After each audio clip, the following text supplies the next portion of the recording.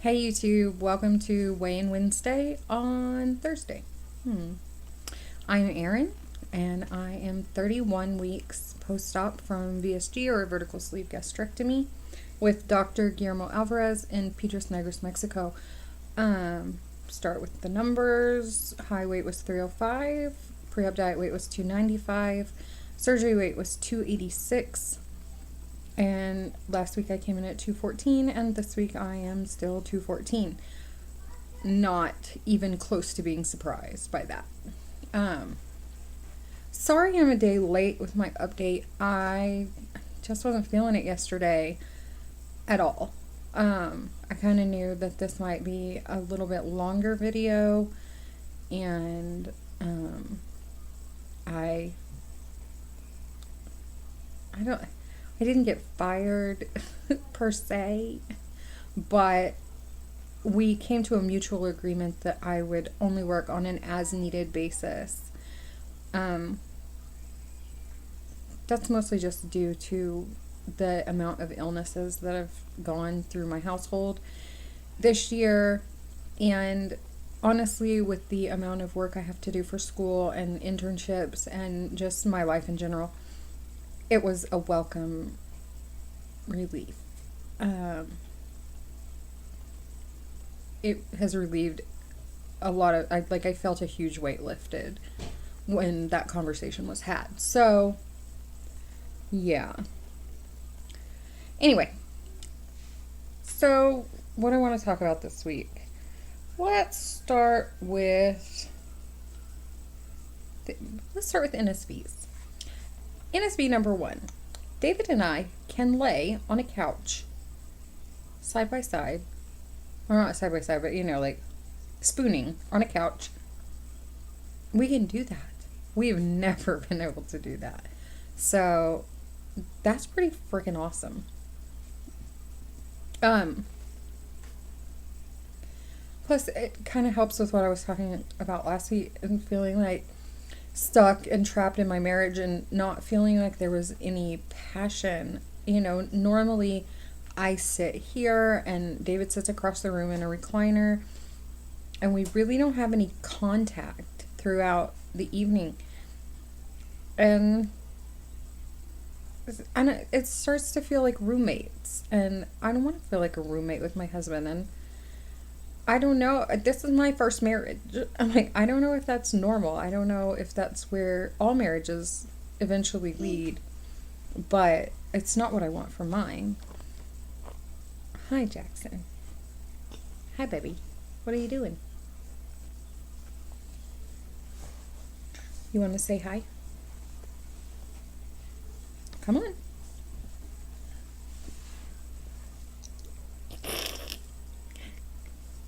Hi. You sure are handsome. So, yeah. So that was pretty cool. And also, I bought some underwear, and they're like one size fits most type underwear. I don't know. They're like black, lacy, pretty. And they fit. They just fit. I mean, wow. I also bought more underwear. Like, I went shopping with my best friend during my girls' weekend, and I bought underwear in a large. No X in front, just a large. So that was pretty cool. What? I don't know what you're saying, bud. While I was packing up to go on my spinning circles, spinning circles. Oh. Spinning buttons, and the spinning around, Spinning around. Can I have a kiss? And the X one. Can I have a kiss? And the other one. Excuse me. Okay. So, what was I saying? Oh, as I was packing for my trip or my weekend, I was going through my closet and gathering up stuff to take down to my friend, and I decided I would try on all the size 14s that I recently bought like from a friend, and they fit. So that is to me like a milestone size, because I feel like 14s are normal. That's a normal size. I can go buy that in any store. So I was excited about that. I'm still wearing 16s, but I know that I could wear the 14s comfortably soon. Very soon. So that, some good NSVs happening there. I did go away for the weekend. It was amazing. It was everything I needed to kind of like decompress and just let go of some of the stress that I've been feeling, and I don't know, release some tension. So that was really nice, and I love my best friend for accommodating me in my time of need. I don't know. Let's see. So, and I got hit on, apparently. I didn't even know I was getting hit on, but my best friend was like, that guy was totally hitting on you. Or he was flirting with you, and I was like, okay. I didn't notice. Hot. It's hot.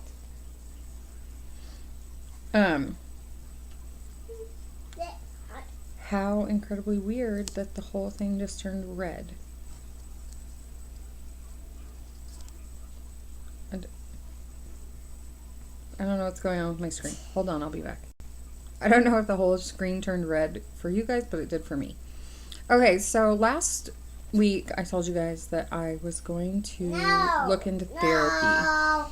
And I did. I had my first appointment on Friday. It went really, really well. I love the therapist. She's super easy to get along with. She made me feel really comfortable and at ease. And like I could be myself. Like I don't feel at all like I need to filter with her. And I've gone to therapy in the past. And as I said last week, it hasn't worked for me. And maybe that's because they were men. And I felt like I was being judged, or like I wasn't allowed to just be myself. And by be myself, I mean curse, use foul language, 4-letter words. She made me feel like that was totally fine and appropriate, and she would not be offended by that.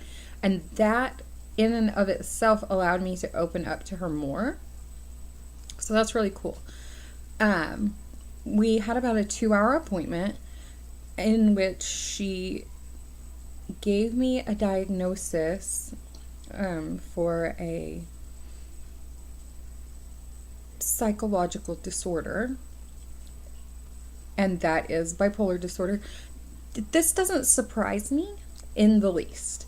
And the reason that it doesn't surprise me is because once I really think about it, I've had many episodes of manic or mania.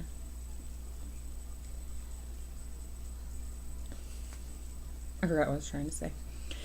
I've had lots of manic episodes, and in the normal course of things, in a manic episode, I like flip out, do all kinds of wild, crazy shit, leave my relationships, run off, like quit my job, move out of my house, just like uproot my whole life and leave everybody in the dust and just start over. And I've done that multiple times in my life. And I didn't know what was up with that. And I've also had periods of like deep, deep depression where I just couldn't even function. So now we're working on a medical treatment for that, and then in conjunction with therapy to deal with the years and years of abuse issues that I know that I need to deal with, that I've never really dealt with, and that I try to separate from myself as much as possible. I always describe it as like that girl who was abused, who was molested, who was hurt. She lives back there. Like, that's not me. This is me. And that girl, she's still a teenager. And she's pissed off. And so I don't let her come live within me. She keeps her own separate space. And that's not normal. That's not healthy to have to compartmentalize yourself in such a way that you don't connect to hurts and pains of the past. And I feel like if I can't connect to them, then I can't ever move past them. I can't overcome the effects of those traumas or whatever. So I'm glad that I'm doing it. I'm excited about doing it. I am not ashamed. It is what it is. And whatever. My husband thought that bipolar meant like violent, like people who are bipolar are violent. And I was like, no, that's like schizophrenic. Sometimes they're violent, or sociopaths usually violent. Most serial killers are sociopaths. Bipolar just means like really dramatic mood swings. So yeah, overall I live above the norm in that I live more on the manic side. I'm typically happy and positive and even keeled, easy to get along with, like. And then there are times when I'm like, fuck it, I can do what I want, nobody's the boss of me. Yeah. And then there are times when I just like can't even drag my ass out of bed. So yeah, that's that. Oh my god. So like I said, totally not surprised that I didn't have a loss this week, because I haven't been tracking. Like, not at all. I just haven't been tracking. I'm like, oh, I'm doing fine. I don't need to track. Yeah, bullshit. I need to track. I have been tracking for the last like 3 days, and I am way over my calorie limit. Like in the 1,600 calorie a day range. And yeah, no, that's bad. And it's not because I'm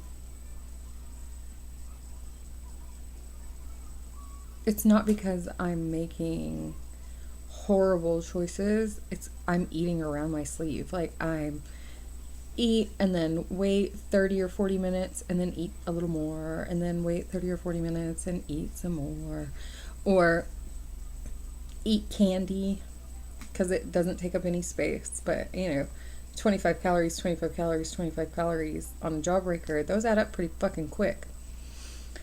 So yeah, wake up call to me.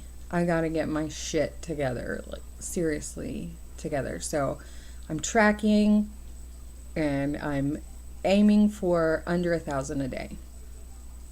Next, I started working out again. I've just been doing like calisthenics type stuff in the house, like squats, arm exercises, planking, stuff like that. And I already feel like such a huge difference in how I feel emotionally, even. Like, I just feel more accomplished. And so, it definitely makes a difference. So I'm getting myself back on track. I'm tracking my food. I'm working out again. I'm not working, so I don't have an excuse. I do have time. So I really am feeling super positive about the direction that I'm headed and being back on track and just feeling good.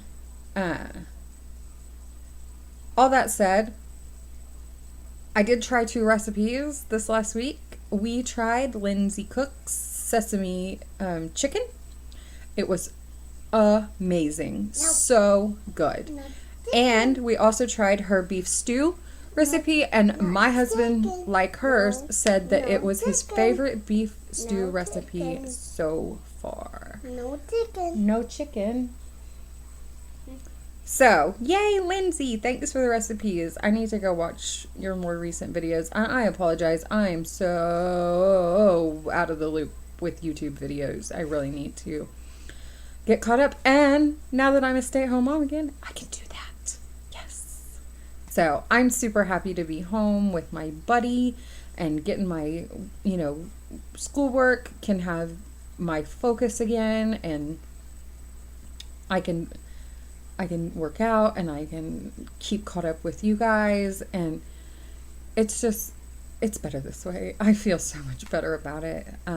So yeah, that's this week 31. It's time to make a change. See you guys next week.